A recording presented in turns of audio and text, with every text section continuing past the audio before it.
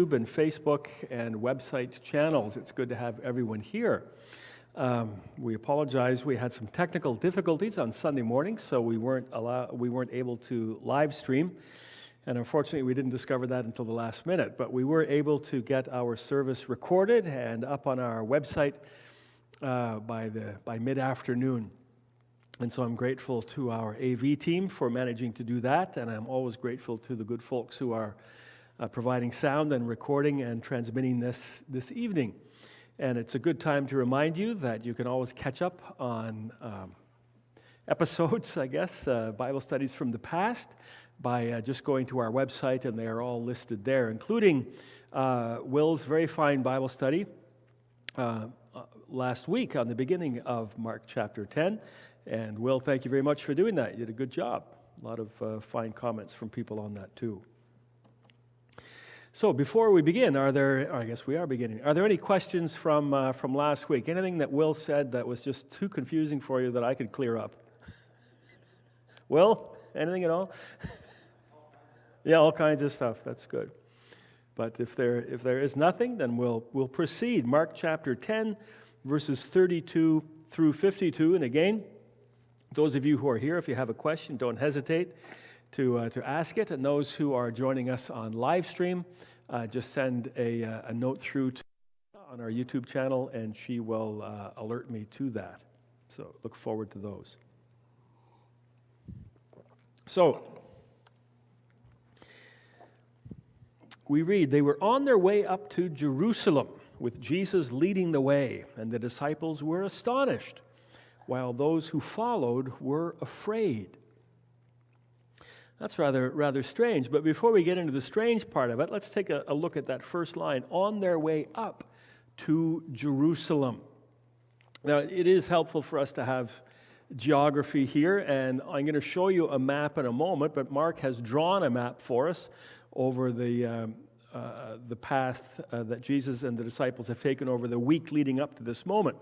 It started out, if you recall, they were way up north at Caesarea Philippi, maybe even a little further north for the Transfiguration, if indeed that did happen at Mount Hermon. And then we're told they headed back south, and they passed through Galilee and into their home base of Capernaum on the north shore of the Sea of Galilee. And then the beginning of chapter 10 had us heading south again into the region of Judea and across the Jordan. So here's a map, and I've drawn a very helpful red line there. It's meant to have that crook. That crook goes around the Sea of Galilee. So if you start all the way at the top, you're in Caesarea Philippi. Just above Caesarea Philippi is a little triangle which indicates the location of Mount Hermon. And so they traveled down into Galilee, which is sort of the brownish area there, down through Galilee, back to their home base of Capernaum. And then we're told they went down, and they would have passed along the east side of the Sea of Galilee. And one of the reasons that we're usually pretty sure that it describes Jesus as going down the east side is because on the west side is King Herod's new capital city in Galilee called Tiberias. And a lot of faithful Jews avoided that area because it was built on the location of a very prominent cemetery, and so it was considered unclean. But it was also wise for Jesus to avoid that area because getting too close to King Herod and his minions could have been quite dangerous given what had happened to John the Baptist. And so Jesus takes the longer route, which is along the east side of the Sea of Galilee, and then all the way down to the next brown area, and that next brown area is Judea. And we're told that Jesus went down to Judea across the Jordan, so is likely at Bethany, east of the Jordan, and that's where they were. And what's interesting there is that that's John the Baptist's old stomping ground, just outside the jurisdiction of the temple authorities. And the reason that John the Baptist was able to preach as he did with impunity and be able to refer to the Pharisees and temple officials as brood of vipers and so on is because they couldn't do anything to him. He was, in our terminology, across state lines, and they had no authority to arrest him on the other side of that line. Jesus returns to that very, very same place where his ministry began, and that's where he's going to be ending his public ministry before he goes up to Jerusalem. We read that he was there long enough to attract crowds, and we're also told that he taught them. It doesn't say he baptized them. It says that he taught them. The baptismal component of his ministry is perhaps not at an end. It doesn't mean that the disciples weren't baptizing, but that doesn't mention that as what Jesus was doing there and at that time. So it's kind of interesting that he returns to home base. Yeah, Gary.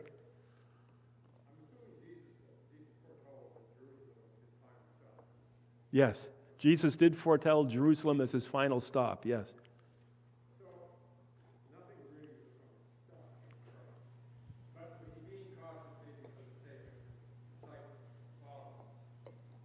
So was Jesus being cautious for the sake of his disciples and followers? In the Gospel of John in chapter 7 begins by outlining a discussion between Jesus and his brothers when they're asking Jesus if he's going to go down to Jerusalem for the feast at this particular event. And Jesus says, no, he's not going to. And his brothers, who did not believe in him, we are told at that point, tell him that, if he was a real prophet, he would go down there and show himself and prove himself. But really, to go down there was a death warrant, because he had already been threatened with death by the authorities. Jerusalem was the center of power of the authorities, and it would have wrapped up Jesus' ministry very quickly. So in doing what he did, in going to Bethany, east of the Jordan, it's quite possible that he was there specifically to attract a crowd, and that crowd itself would give him safety in traveling from there up to Jerusalem. It wouldn't be a small band of Jesus and a dozen or more followers going up to Jerusalem, but in fact, he would assemble already a popular crowd which would provide him with protection. Because we're told quite explicitly in almost all the Gospels, that the reason that the Pharisees and the temple officials and the Sadducees and the Herodians and the scribes and the lawyers, the reason they didn't act against Jesus earlier is because they were afraid of the crowds. And so is this why Jesus spent time there developing this ministry, attracting a further crowd which would follow him up there? Was it for safety's sake? It's a good thought. Yes, Melissa.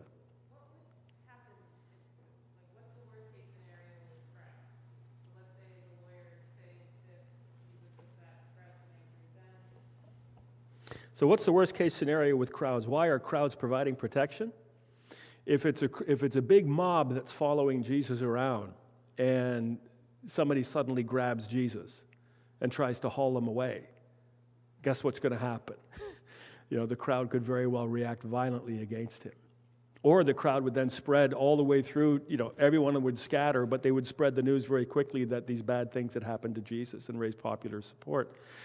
And so this is why when Jesus ultimately was arrested in Gethsemane on the Mount of Olives, it was at night, in the middle of the night, when there were no crowds around. So is that why Jesus is there assembling these crowds whom he's teaching? It's a thought. We're not told directly. So I mentioned that Jesus avoids going through the area of Tiberias and so on. I follow the footsteps of Jesus in this regard. I myself avoid Tiberias. It's on the west side of the Sea of Galilee. It's a very, very busy spot. It's the largest town in that area. It's a city, of course, very bustling, quite a nightlife. And if you're staying there as part of a pilgrimage group, you really don't have good access to the Sea of Galilee. There's a big concrete breakwater, and there's disco music playing and all that kind of stuff. It's not what you have in mind. I like to stay completely on the opposite side of the lake, just below the area where the man was afflicted with the legion of demons and the pigs ran into the lake. That's where I like to stay, a place called Kibbutz En Gev, and you can see the lights of Tiberias across the water. But more importantly, you can hear the frogs and the birds and all the rest of it. It's a beautiful, peaceful spot. So like Jesus, I avoid Tiberias. But now where it's described as being on their way up to Jerusalem. Now, that's both a geographic and a spiritual reference. It's geographic in the sense that Jerusalem is high up in the Judean hills. It's at 780 meters elevation, 2,500 feet. And the baptismal area where Jesus is located at this point, just down by Jericho, is 260 meters or 850 feet below sea level. And so the difference between them is more than a kilometer in height. And so when you're walking from Jericho up to Jerusalem, it's quite an uphill climb and can be quite a different climate as well. It can be snowing. Israel is just a pocket of microclimates. It could be snowing in Jerusalem, and you can be swimming in the Dead Sea on the same day, right by Jericho. It's quite fun in that regard. But it's not only a geographic reference, it's a spiritual reference as well. To go to Jerusalem, in Hebrew, if you're going to Jerusalem, you say you're making aliyah. Aliyah. And aliyah means to go up. To this day, no matter where in the world you're traveling from, you can be traveling from the top of Mount Everest, but if you're going to Jerusalem, you are said to be going up. You're making aliyah. In fact, if you're moving to Jerusalem, if somebody, well, I'm moving. Where are you going? Well, I'm making aliyah. That means you're moving to Israel. But the phrase is more specifically referred to by Jerusalem. If you're leaving Jerusalem, even if you're going in a helicopter, you are said to be going down, yeridah. So to go up to Jerusalem is aliyah. To leave Jerusalem is to go down, yeridah. Because Jerusalem, from the Hebrew perspective, is the spiritual high place of the whole world, or the Acropolis of the world. You've heard of the Acropolis in Athens, yeah? And if you're in Athens, you've got this massive city, but then there's quite this very steep hill right in the middle of it, and on top of it are those famous temples that we see, and that is known as the Acropolis. Now, that's the Acropolis in Athens, and the Parthenon is the name of the temple on the top. But Acropolis means the high place, or the high city, or really the high point of the city. And so many cities in the ancient world had an acropolis, had a high point where the temple was located. Jerusalem, the temple, is on the high point of the city. You're looking down towards the old city, quite steeply down. In fact, if you're in the so-called old city of Jerusalem, meaning the city of David, the old city of Jerusalem, down to the Pool of Siloam, for instance, it's good for the calves to walk all the way up to where the Temple Mount is located. It is the Acropolis, the high point, the holy point of the city. And in Jerusalem, it's considered the holy point of the world. If you look at maps that were drawn in medieval times, European maps and so on, it will have Jerusalem at the center of the map as the center of the world, not only the high place spiritually, but the geographic center of the world. And if you go into the church of the Holy Sepulchre, you come right through the main door, and you're facing something called the Stone of Unction. And as you're proceeding through the main door, over to this side is the edicule, the place of the resurrection. Immediately to your right is where you go up the stairs to the second level to approach Golgotha. But if you're going towards the edicule side, and you make a very quick turn towards the right, you're entering the big Greek Orthodox sanctuary in the Church of the Holy Sepulchre. And right about 10 feet in the doorway is a very fancy-looking marble pillar, only about that high. And that marble pillar is called the Omphalmos. The Omphalmos. No, that's the ophthalmos. The yes, 10 points off your Greek test, Melissa. The belly button. That's the belly button of the world. And ancient cartographers said, okay, everything from the world proceeds from this belly button point of the world, for that is the point where all of salvation history is centered. So Jerusalem is the place you go up to the center of the world, to the height of the world. And the Psalms reflect that as well. Our book of 150 Psalms. There are 15 Psalms within that, Psalms 120 to 134, known as the Psalms of Ascent. Not ascent as yes, yes, but ascent as in climbing. Most famous of these we know Psalm 121. I lift up my eyes to the hills. Or in the old hymn book, unto the hills around do I lift up my longing eyes. You know that one. So pilgrims to Jerusalem, and if you were able to, you were expected to go there every year.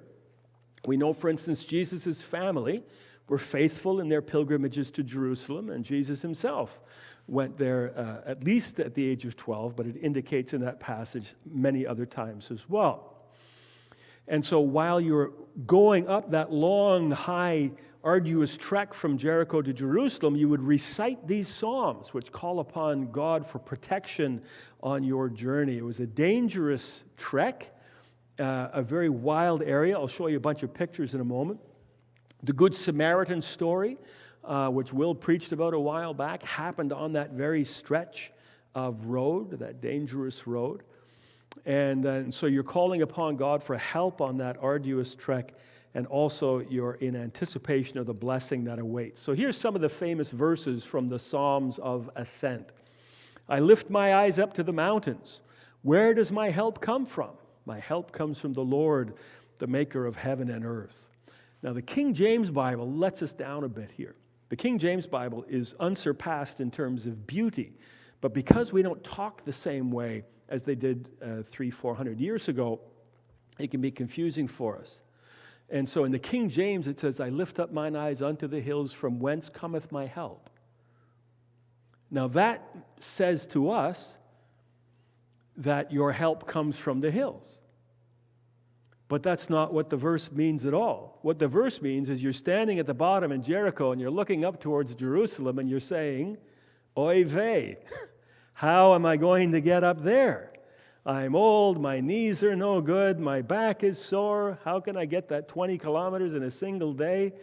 Oy gewalt. And so you say, I lift up my eyes, where does my help come from? And then the psalm continues, my help comes from the Lord, the maker of heaven and earth. So it's not that your help comes from the hills, it's that your help comes to get up those hills. Psalm 122 says, I rejoiced with those who said to me, let us go to the house of the Lord. Our feet are standing in your gates, Jerusalem. So as you're reciting this psalm going up, you can imagine already standing there. Psalm 125, those who trust in the Lord are like Mount Zion. Mount Zion being one of the hills. Jerusalem is comprised of 5 hills, and Mount Zion is one of the primary hills where our church gets its name. Those who trust in the Lord are like Mount Zion, which cannot be shaken but endures forever.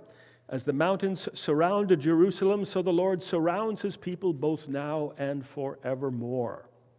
And the mountains do surround Jerusalem. It is in hilly country. If you don't believe that, check out your calf muscles at the end of a day of walking around the city of Jerusalem, because it's stairs, stairs, stairs, stairs.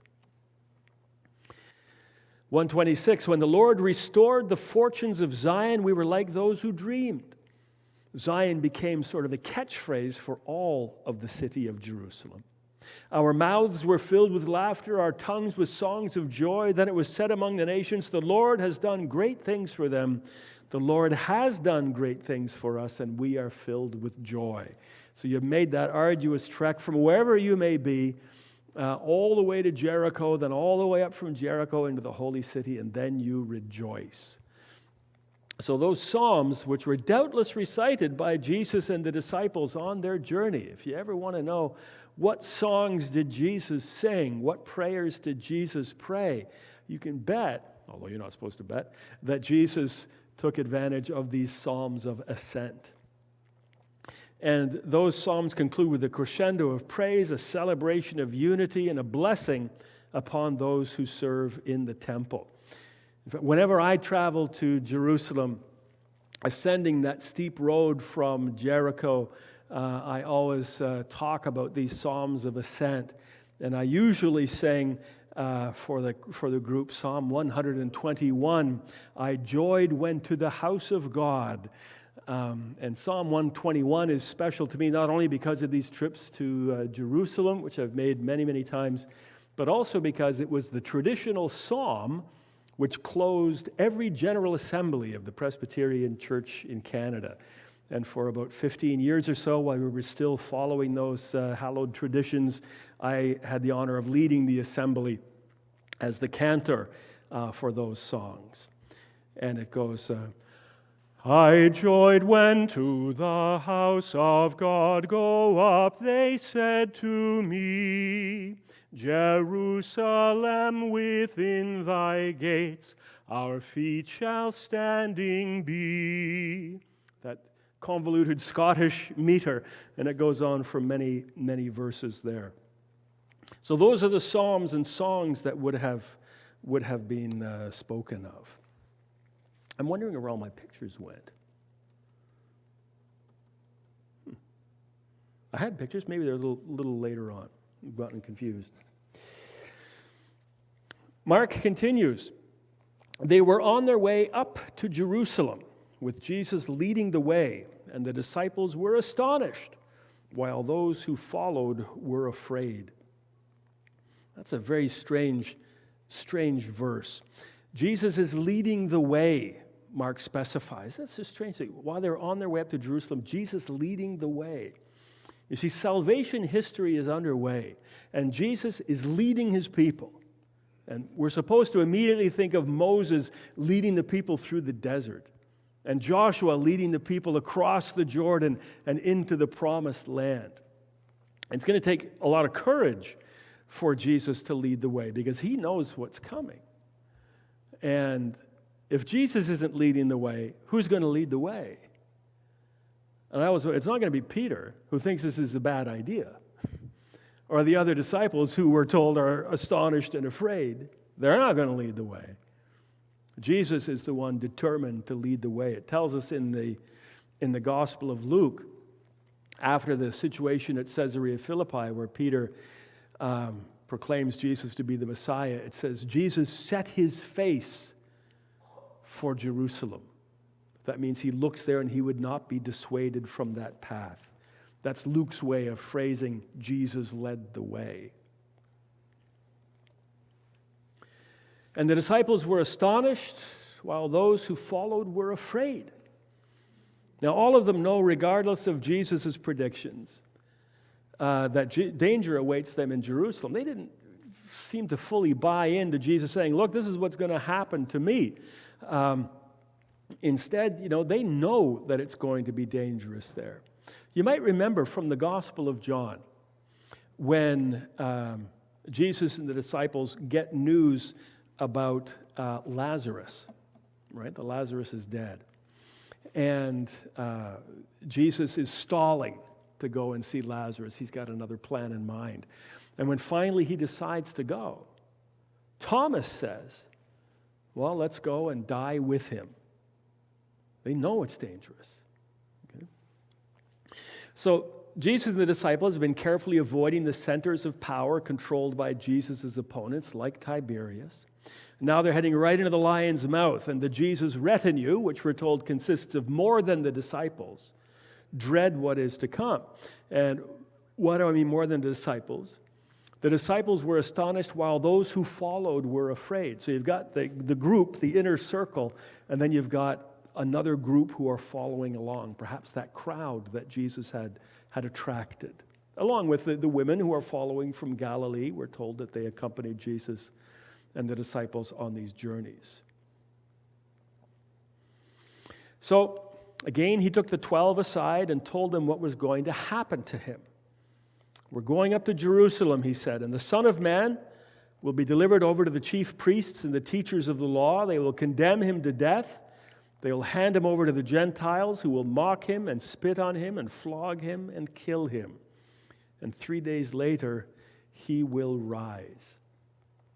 So Jesus is getting very specific now in what is to come. So hearing this, it's small wonder they were astonished and afraid. If that's what was going to happen, why on earth would you go? It's the third time Jesus predicts what is going to happen in this time of his suffering. The first time he predicted that was at Caesarea Philippi. If you remember, Jesus says, "Who do people say that I am?" And then, "Who do you say that I am?" And Peter says, "You're the Christ, you're the Messiah." And then Jesus says, "Yes, and the Messiah is going to suffer and die." And Peter says, "That's a terrible idea." So that's the first time. And the second time is right after the Transfiguration. And now this, as they're about to make their ascent, their aliyah to Jerusalem. Now, the timing of these are significant. Jesus reveals these things at very significant times. So first, after he's identified by Peter as the Messiah, Jesus explains what the Messiah really means. It means someone who will suffer and die. The second time, after the revelation of his full glory at the Transfiguration, it shows that to suffer and die doesn't imply that he is a failed Messiah, but that this is part of the plan. Part of the glorified Messiah is going to undergo these things. And now at the onset of his journey to Jerusalem, it's that this is not accidental. It's intentional. Even the specifics are intentional. It must happen. We hear a lot of other commentators or people on TV or somebody talking about Jesus as though what happened to him was a tragedy, an unexpected tragedy, that Jesus didn't anticipate running into these difficulties. Well, apparently he did. He says so again and again with quite a bit of specificity, but is determined to go nonetheless. It must happen. Now, you might notice if you read these predictions one after the other, you'll notice that they differ slightly. They rise in intensity every time. The first time, Jesus describes himself as rejected by the religious authorities. The second time, he describes himself as being betrayed into the hands of men. And the third time, as being delivered over to the religious authorities who condemn him, then hand him over to the Gentiles for Roman humiliation and execution. Each time, he says, after 3 days he will rise. So you see how they become more descriptive and more intense in their descriptions. To be rejected by the religious authorities, well, that's no surprise to the disciples. They've seen that happen with the Pharisees already. But the second time, betrayed into the hands of men, that's a little more ominous. That means it's coming from the inside of the group. They don't know what's going to happen with Judas yet, but Jesus does. And then thirdly, delivered over. So that's, grabbed, handed over like a package, okay, with Jesus being delivered over to the religious authorities who then condemn him and then give him to the Gentiles for very distinctly Roman humiliation and execution. Yeah, Melissa?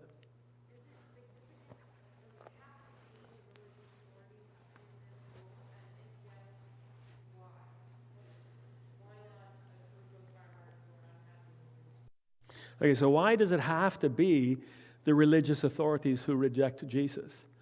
And the answer that the New Testament tends to give is that it is the sign that religion, that the temple itself, as Jesus himself says, has become a barrier between humanity and God, rather than a pathway. The religious observation has become an end in and of itself, rather than facilitating a pathway to God through guidance on how to live and all the rest of it. It said the focus became on the rules rather than on the people the rules were meant to serve. And this all leads up to what's going to be happening next week, which is the Palm Sunday, Jesus entering the temple and not being very happy with what he sees going on.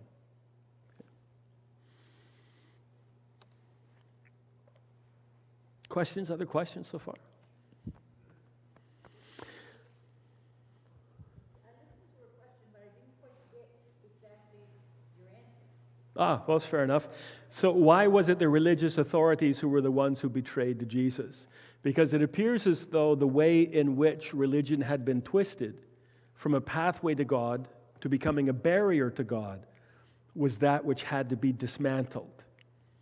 And Jesus, in running into these conflicts with the religious authorities, demonstrated that there was a different and a better way.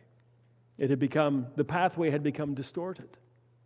The church, as it were, we talk about the synagogue or the temple, it is as though the church had become corrupt and a barrier to people. Because the religious authorities were afraid that he was becoming too... The religious authorities were terrified that Jesus was becoming too powerful, too influential, and that he would cause trouble, and that in causing the trouble, he would cause the Romans to clamp down, and the Jews would lose their favor among the Romans and would lose their religious freedom. But also there were those who believed that if Jesus was not following the law of God in the way that they felt it should be followed, that God's favor would be removed from the nation, and the nation would fall under the Romans. And they were very concerned that that not happen. So we continue, Mark chapter 10. James and John, the sons of Zebedee, came to him. Teacher, they said, we want you to do for us whatever we ask. Well, what do you want me to do for you? He asked. And they replied, let one of us sit at your right and the other sit at your left in your glory. If you ever wonder, if you're looking for a definition of chutzpah, this is chutzpah, asking too big of a favor. And what's happening here is that despite Jesus' predictions, the disciples are still clinging to that old model of the militarily triumphant Messiah. And James and John callously demand that Jesus do for them whatever they ask, which is to sit at the right and the left side of Jesus in his glory. You see, they're picturing the king on his throne, the triumphant king. You've defeated the Romans, you've thrown them out, you take your seat, you're on the throne, and your favorites are on either side. Now they're in power. Okay? James and John want to rule. That's the sign of rulership and of power. If you're on the right and left side of the king, you're the guys in power. That's what they want. They're just absolutely missing the point and refusing to grasp what lies ahead. Who was on the right and left-hand side of Jesus in Jerusalem? The thieves on the cross. Right? You don't want to be on the right and left-hand side of Jesus in this image of the Messiah. James and John still didn't understand that. And so Jesus says, you still didn't understand that. He says, you don't know what you're asking. Can you drink the cup I drink or be baptized with the baptism I'm baptized with? We can, they answered. Well, Jesus is asking them if they're prepared to suffer as he is prepared to suffer. And he's using the illustration of the rites of communion and baptism. Okay, once again, he says, can you drink the cup I drink or be baptized with the baptism I am baptized with? So we understand that the symbolism of communion as representing the sacrifice of Christ, the giving of his body and his blood, and baptism as representing his death and his resurrection. That's a representation that we don't use as effectively in the Presbyterian Church or the other churches which use sprinkling for baptism, although sprinkling was extensively used in the early church as well. But the idea of being fully immersed in the water and then coming up is like being buried and then raised to new life, which is an important image of baptism, which we don't do as effectively. Now, that's not only because we baptize babies, because we do the same with adults. Although I myself have baptized people in places like the Sea of Galilee, for instance, and have done so with immersion. But there are churches like the Orthodox Church, for instance, when they're baptizing a baby, that baby knows they're baptized. They get plunged in the water numerous times, quite forcefully. And like I say, they know they've been baptized. I would just love once in my life, just to say, oh, I have a different baptism font today, and you have something about 3 feet deep, and you take the beautiful little baby and plunge, plunge, plunge, plunge, just to see the parents' reaction. It'd be fun. I would not like that done to my grandchildren, I have to say, but it's quite dramatic. If you want to see something really eye-opening, look up Greek Orthodox infant baptism on YouTube or something, and you'll be in for a bit of a shock. And nonetheless, Jesus is saying, look, are you guys prepared to suffer and die like me? Oh yeah, 100%, they say. Well, you will drink the cup I drink and be baptized with the baptism I am baptized with, says Jesus. Bad times are ahead. Jesus predicts that they will indeed suffer in the future. James will be killed by Herod Antipas, put to death by the sword, the first of the 12 to die. Now John, if it is the John of the Revelation, will be the only apostle to live to old age, but he will suffer persecution, imprisonment, and if church tradition is to be believed, he will suffer poisoning as well, which he will survive. In fact, if you look at an icon of John, and an icon is sort of like the same idea as a stained glass window, but existed before the technology of stained glass had been invented. And so these religious images painted on pieces of wood, and there are certain rules to how you depict people or things on those. And the Apostle John is often shown with a cup, like a chalice, with a little snake in it, symbolizing that it was a poison chalice that he was forced to drink, but he survived the experience. And some say that church tradition or that ancient tradition, if it wasn't actual, that it perhaps evolved out of Jesus saying, you're going to drink this chalice. Okay. So James and John, James is the first of the 12 to die. He's beheaded, or he's put to death by the sword, so we presume that he was beheaded. And John lives to old age, but he's jailed and suffers persecution and imprisonment and all the rest of it. So indeed, they do suffer as Jesus says. Then he also says something kind of mysterious. He says, to sit at my right or left is not for me to grant. These places belong to those for whom they have been prepared. Now, immediately I want to know who they've been prepared for. But what's being implied here is that what is happening and what the present and the future is the outworking of a long-established, long-prepared plan. Jesus is saying, no, who sits on my right and left, that's been decided already elsewhere. The future goal is set, the plan is in action. But to whom are the places of authority given? Is it possible that we've already been given the answer with the transfiguration event with Moses and Elijah right there? Is that what we're seeing? Do Moses and Elijah have the right and the left seat? Now, throughout church history, other possibilities for those on the right and the left include Mary and John the Baptist. Mary, the mother of Jesus, and John the Baptist. And in fact, many, many ancient icons and frescoes and depictions of Jesus show Jesus with Mary on one side and John the Baptist on the other. Yes, Melissa? Some people suggest that this is a verse that demonstrates that God has more authority than Jesus, a different type of authority. Do you see that happening here? So the question is, does this verse imply that God has more authority or a different type of authority than Jesus does? I describe the verse as a mystery specifically because there's nothing that compares to it overly much. Jesus, in his earthly ministry, always defers to God the Father. And this is another example of that deferral. In terms of the Trinity, solid classical theology would indicate that there is no hierarchy of being within the Trinity. But in Jesus' earthly ministry, there is. Father, Son, and Holy Spirit are seeming to exist in a hierarchy of sorts. Jesus defers to God, and that's as much as I would be happy to say about this passage. There's a hierarchy within the disciples too? Well, yeah, Peter, James, and John seem to be the big three that are the inner circle, who are the ones who witness the transformation. They're asked to go in for the raising of Jairus' daughter. They're asked to go with Jesus while Jesus is praying in Gethsemane while the others remain behind. So there does seem to be an inner circle, and church tradition would put Peter at the head of that circle.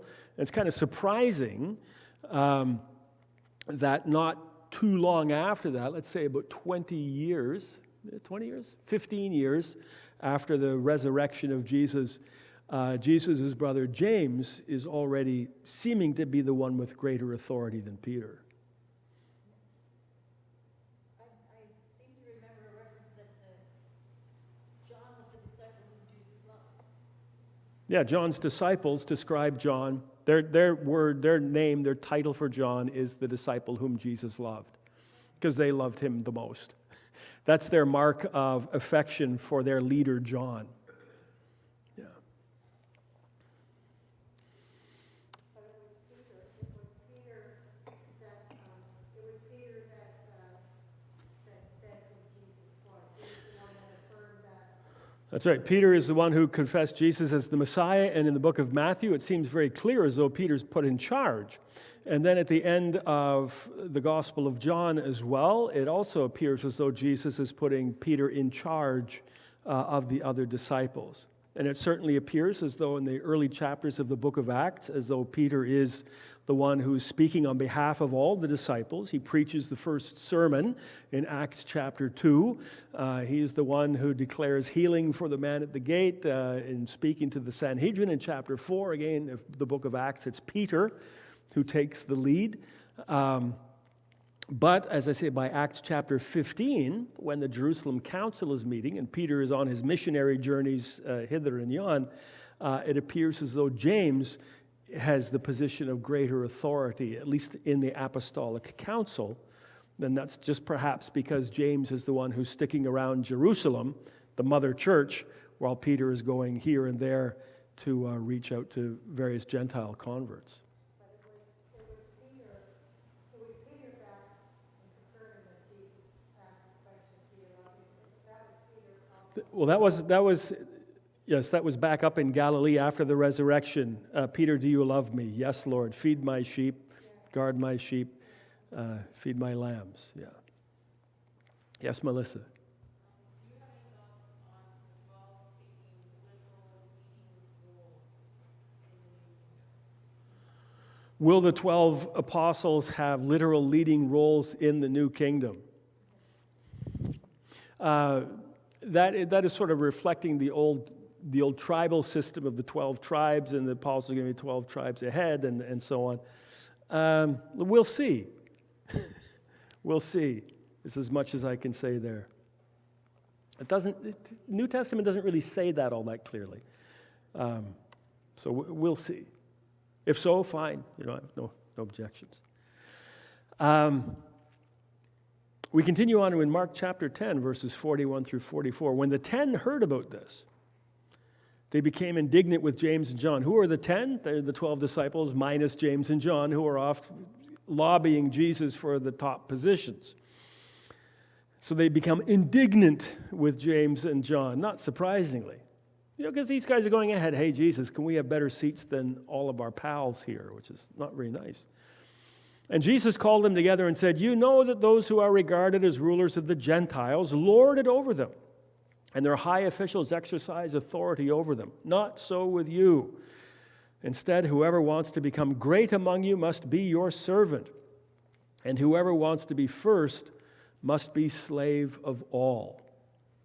And so once again, Jesus is saying, you guys, you have to understand about being servants. You're not rulers like the Gentiles. This was a challenge for me. Usually isn't, because I'm rarely treated with any respect. But when I was moderator of the Presbyterian Church in Canada and went to Korea for their 101st General Assembly, well, the Koreans have a culture of respect and are showing the respect. And when you're an august visitor from away, then you are shown great respect, to the degree that I often felt very, very awkward by being greeted. Well, of course, in Asia, you've got the custom of bowing. So, that was something to get used to right off the bat. But to be treated with respect and with all kinds of deference was really disorienting to me and difficult. And I always tried to take, if somebody was always leading me ahead, I would always try to get them to go ahead of me, but they wouldn't. They'd be horrified by that they're and so there was a bit of a struggle as I had it difficult to deal with this. But the one memorable event I have is walking down a street in Seoul, and the night before, I had been speaking at the General Assembly, and this is a big deal in Korea, so it's televised, and there's literally tens of millions of people watching this type of thing on TV. So I was walking down the next morning, walked down the street in Seoul to a coffee shop. Koreans love coffee. Every 10 feet, there's a coffee shop. And I was with my handler, the Reverend Dr. Cholson Park, and as I was walking along, a group of high school students stopped. I may have told you this story already. The high school students stopped, and they all bowed to me. Now, this hadn't happened where just a random group of young people stop and give me a very respectful bow. And so I bowed back and was feeling quite important. And I said to Cholson, did they bow because they saw me on TV? And he said, oh, no, Doug. They bow because you are old. So, hardly anybody in Korea has gray hair, right? All the men black hair, all the women black hair, and if your hair is turning gray, you buy black hair or a solution. So here, oh no, because you're old. So I found that good. I found that helpful. Now, among the disciples, of course, the angling for preference has upset the others and caused disunity among the disciples, which must have been painful for Jesus. And it's small wonder that in the Gospel of John, Jesus expresses time and again the importance of unity. Those prayers again and again, that the disciples be one. I pray, Father, that they would be one. Because the danger of fragmentation among the disciples would be deadly. And the danger of fragmentation in the church is all too apparent today. When the church begins to be at war with itself, it's an unbelievable tragedy. And it's not something which will attract people to Jesus at all. And here we have, fragmentation within the body of the disciples. My goodness. So Jesus reiterates the need here for operating in contrast to the ways and workings of the world. We are not to seek power, but rather we are to seek the opportunities to serve. And pride is to be replaced by humility and a servant attitude. Now, shockingly, James and John had just treated Jesus as a servant, making demands of him. They said, we want you to do for us what we ask. Now, it was a very aggressive form of a statement. And Jesus says, well, what do you want me to do for you? And that's a servant's response. What can I do for you? One of the ways I like to talk to people, if they're phoning me, they say, somebody phones me, and I like to say, how can I be of service to you?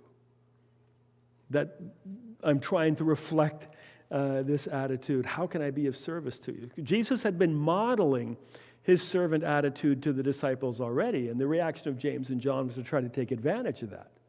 Right? What can you do for me? We demand that you do for us what we ask. So Jesus has to say it even more strongly.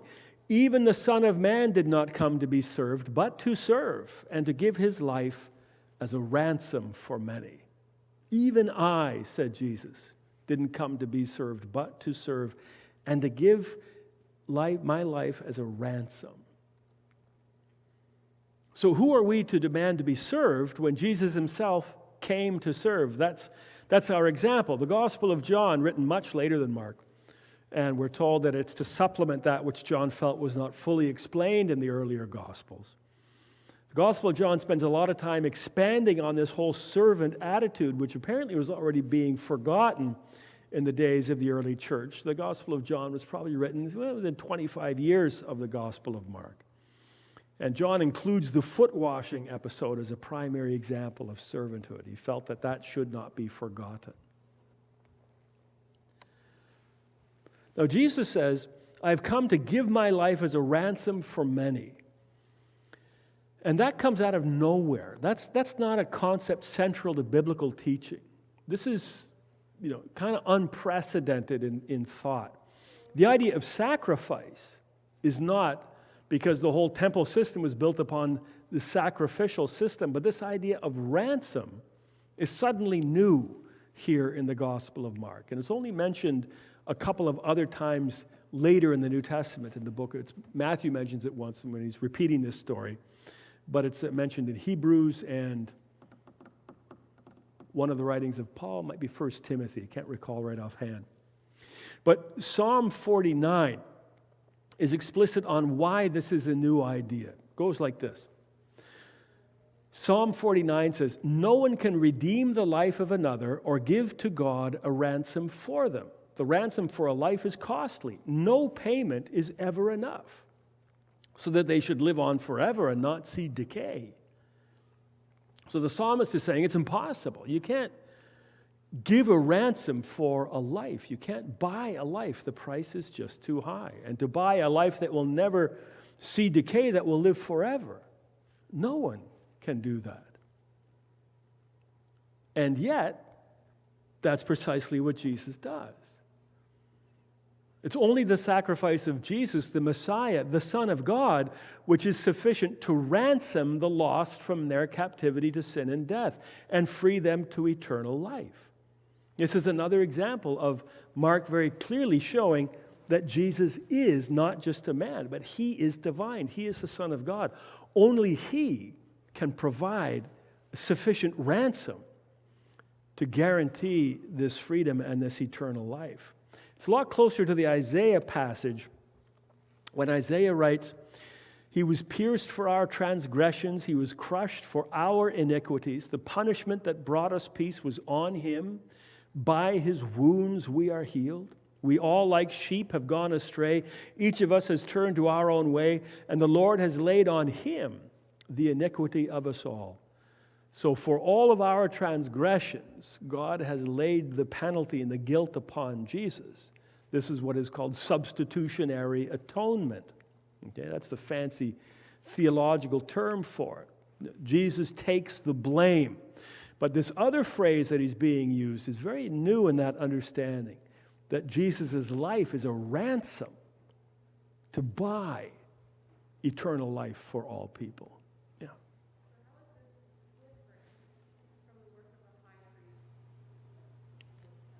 The high priest isn't giving a ransom. The high priest is sacrificing these animals and so on as a sign, as a message, as an act, a liturgical act, right? What Jesus is doing is an actual self-sacrifice, which provides not only atonement, doesn't only provide forgiveness, but it is a ransom. It buys us back. I guess it's in Romans, it says. What's that? It's the agreed-on method that God had agreed on with the people, but it was always inadequate. The animal sacrifice was always inadequate. It was to teach the people very much the cost of transgressions. If you sin, it costs. It costs God, it impairs life, it costs the world. What's interesting, and we don't have time to go into Old Testament sacrifices, what's interesting about it is Old Testament sacrifice, like when you sacrificed a lamb, for instance, or a goat, or whatever the case may be, depending on the offering, or even a grain offering with bread, a portion went to the priests. The rest of it had to be consumed by the end of the day and shared with the community. So there was a healing of relationship going on. You had to throw it, you had to throw a potluck. So if somebody came to me and said, so let's say Doug McDonald comes to me and he says, I've done this terrible thing. What do I do? And I'll say, Doug, you're going to have to make a sacrifice to make up for that. And your sacrifice is you're going to have to throw a big dinner and invite not only your family, but the family that you have wronged. You see how that works? And then that reconciliation process has this opportunity to begin to work its wonder. But that's a whole sidebar into Old Testament sacrifice. Now maybe this is where I have my pictures. Yes, good. They came to Jericho as Jesus and his disciples, together with a large crowd, were leaving the city. So the baptism area of John, if you're standing there at Qasr el-Yahud, as it's called now, right on the bank of the Jordan River, you can see Jericho like 3 kilometers away, very, very clearly. It's up a little bit on a rise. And so they leave that area, they go to Jericho, and it's Jesus and his disciples, together with a large crowd. Okay, so he's assembled the protective detail, okay? Together with a large crowd, they're leaving the city. A blind man, and by the way, incidentally, we'll learn this next week, they're going up to Jerusalem for Passover. That's the big holiday. So it's not just people say, oh, instead of going to work, I'm going, like Gary was asking, well, don't these people have jobs? You know, but they're going up to Jerusalem for Passover anyway. But now they're going up as this protected body. Okay. So Jesus and his disciples, the large crowd, were leaving the city. So they're on their way up. A blind man, Bartimaeus, which means son of Timaeus, was sitting by the roadside begging. Now, so Jericho is the starting point of the Jerusalem road. So they're starting their journey up. And then they run into this otherwise nameless beggar, Bartimaeus. Now, think back to all of those miracles of the blind and the lepers and the lame and the paralyzed. How many times is their name mentioned? Jairus' daughter, but we don't know her name. Right? The woman with the hemorrhage, we don't know her name. The cranky guy who said, oh, if you could really heal me if you wanted to, we don't know his name. Paralyzed, don't know his name. Here we know this guy's name, an otherwise nameless beggar, but his name is preserved on the record. When that happens, when somebody is named, notice it. That's why you're meant to notice that. Because we read that after his healing, he followed Jesus along the road. From this, we have a good indication that this otherwise nameless blind beggar, Bartimaeus, became a known figure to the early Christian community. Okay? Even to the degree that Mark explains his name. Oh, he's the son of Timaeus. You know? We're going to come up again to that kind of thing in Mark a little later on. So I'm setting the groundwork for a really far more exciting area too. But Bartimaeus is known to the Christian community. So here I've got I was wondering where I put all those pictures. So at the bottom of the screen here, you'll see a square. And that square is in Jericho. And you go up along the Wadi Kilt, all the way along this winding path, all the way up through those hills. Look at how rough that country is. Okay, all the way up to Jerusalem. And you can see it far, far in the distance. Now, in this image, on the left-hand side is the Judean desert. On the right-hand side is the Samaritan desert, the Samaritan desert. So it's not an accident that the Good Samaritan would be along this road as well. This is what the elevation looks like. Remember, you had to climb up a kilometer. You can see that Jericho is below sea level. That blue line going through the middle is sea level. Jericho is way below sea level. And then you have to go through all of these various peaks like Khan Saliba, Talat al-Dam and Khan Hatrura, Wadi Abdul, and all the way up, Qasr el-Yahud, all the way up over the Mount of Olives, down along the Kidron Valley, and then you're in Jerusalem. Okay, so boy, it's a climb and it's a rough walk. This is what the old road looked like. These guys are walking along the old road. And it's rough going. Can you imagine walking along that at night? And you know what the primary animal is along it? Jackals. And I've stayed in the Judean desert and heard the jackals singing all night long, which I thought was fascinating because I was safe inside my second-story room. Wadi Kelt is a beautiful overlook over the area, and you can see, I think that might be Kevin McKenzie from the back. I'm not sure. Recognize his calves. And he's looking down into Wadi Kelt, and you're looking down to that wadi, and you can see sort of the edges of the road down in there to give you, again, an idea of this rough nature of this climb. And I don't know, can you see that monastery, St. George's Monastery, built right into the side of the cliff? I've never been there, but that's one of my future goals is to go. But that, again, another idea of that rough passage. Now you can understand why, the Good Samaritan could easily be waylaid. If you don't make this all in a day, you're in trouble.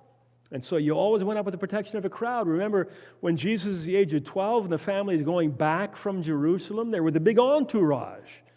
It's not just Jesus, Mary, and Joseph. It's the whole entourage, so much so that Mary and Joseph figured Jesus was playing with the other kids until they got all the way to Jericho and said, wait, where'd he go? Okay. So Bartimaeus, when he heard that it was Jesus of Nazareth, he began to shout, "Jesus, Son of David, have mercy on me." And many rebuked him and told him to be quiet, but he shouted all the more, "Son of David, have mercy on me."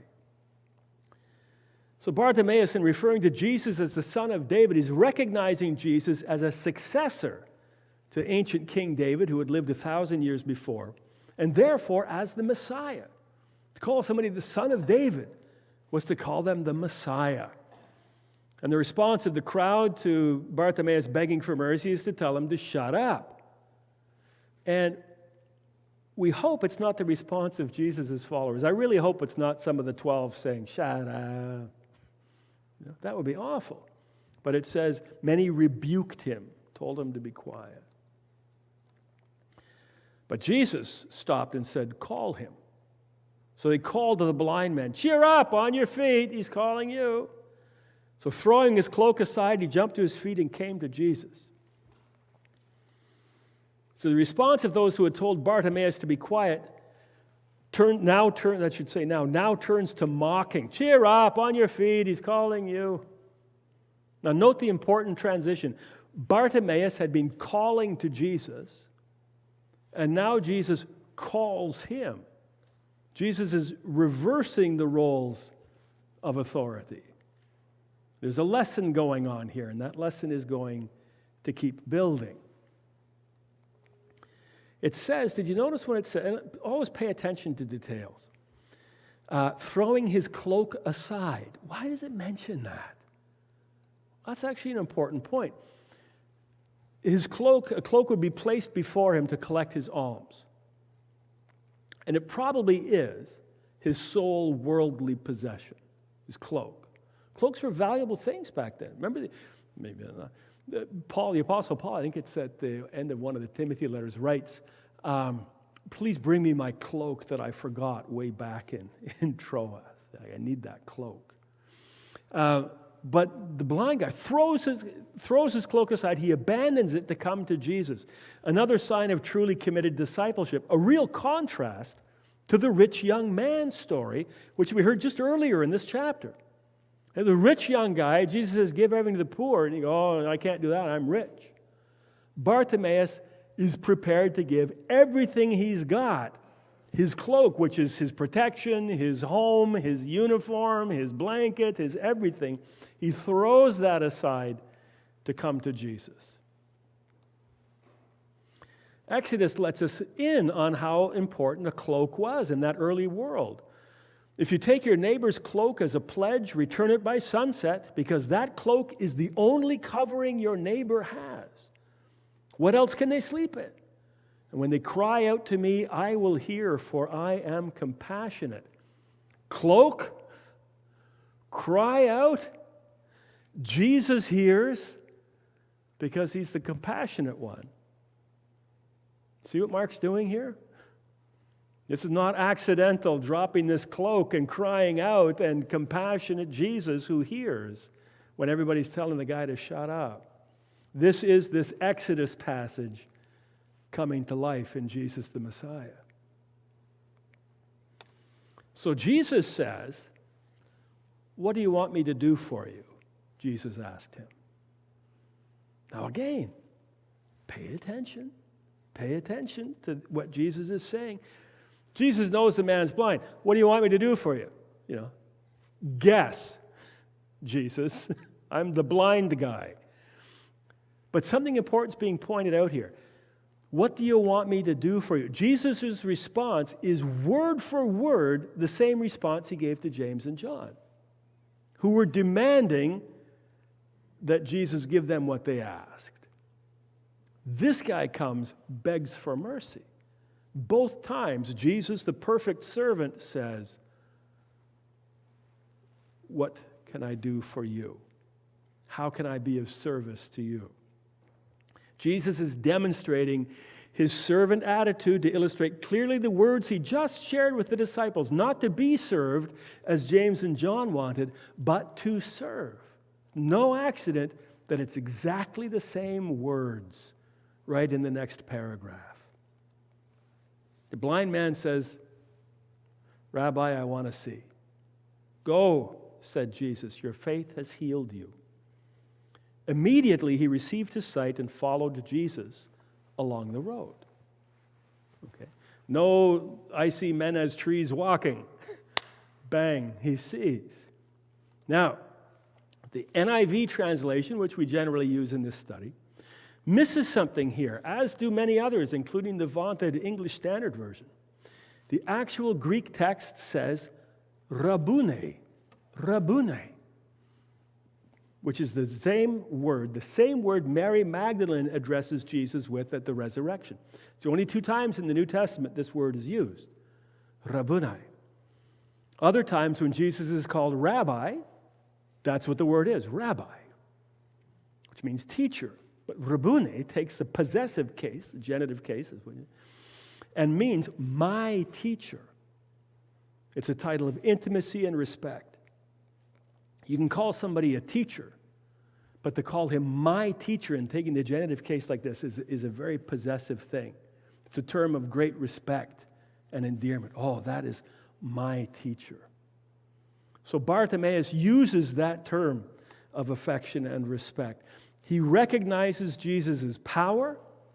He recognizes Jesus' messiahship. The need not to demand favors, but to beg for mercy. In this miracle, and in contrast to James and John, Bartimaeus demonstrates what it is to be a disciple, to recognize Jesus as Messiah, Son of David, to recognize our own need. I'm blind, help me see. To beg for mercy, Son of David, have mercy on me. To have faith in the power of Jesus, you can heal me. And then to follow, gives up everything and follows. So why is Bartimaeus known by name? He's the perfect example of discipleship. The disciples are blind to what Jesus is saying. Bartimaeus sees. Isn't that wonderful? So much in those little details. Throws the cloak aside. What do you want? Gives the same response. Marvelous stuff. Marvelous stuff. Any questions? Yes, Melissa. Is it significant that Jesus asks him what his need is instead of assuming? Significant because he uses exactly the same phrase. What? Is it significant that Jesus asks him his need rather than assuming? In that it forces Bartimaeus to acknowledge his need of blindness, but more importantly, it is again this exact same words that he uses with the disciples. What is it you want me to do for you? Yeah. I think that's the primary point that's being made. Yeah, Lloyd. Are there any examples where Jesus did not heal people who came, or all of his because of their faith and all? Is there any example of Jesus not healing somebody who came for healing? It mentions when it talks about Jesus being in Nazareth, he says he was not able to heal many because of their lack of faith. But it's also possible to read that as though there weren't many who were coming to Jesus for healing because of their lack of faith, rather than Jesus simply being stymied by the difficulty of the situation. We don't really run into that.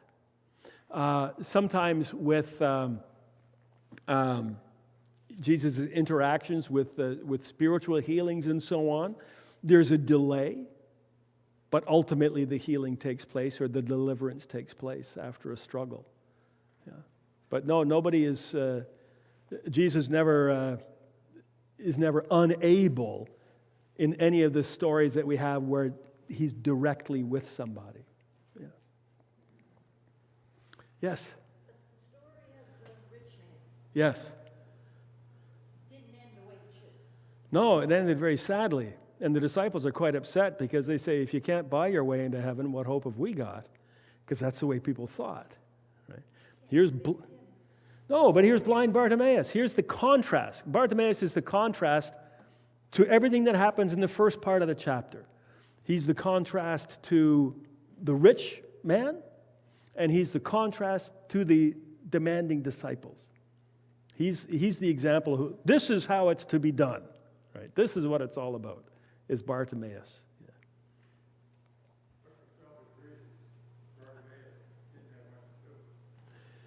He gave it. It's like the point is Bartimaeus didn't have as much to lose as the rich young man.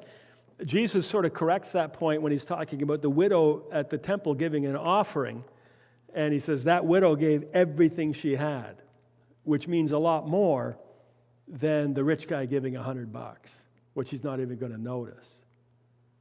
And again, that's why I had that Exodus passage, so much so that the cloak is all you have to give. You have to make sure that your neighbor has his cloak at the end of the day because it's all he's got. So next week, believe it or not, Palm Sunday is coming early because it's part of our Bible study, and that's going to be Mark 11. So I'm looking forward to the entry into Jerusalem with this crowd that Jesus, you ever wonder, where'd all the people come who were praising Jesus on the way into Jerusalem? Well, read what happens the chapter before. Now we know where that adoring crowd has come from. So, but before we go, let us pray.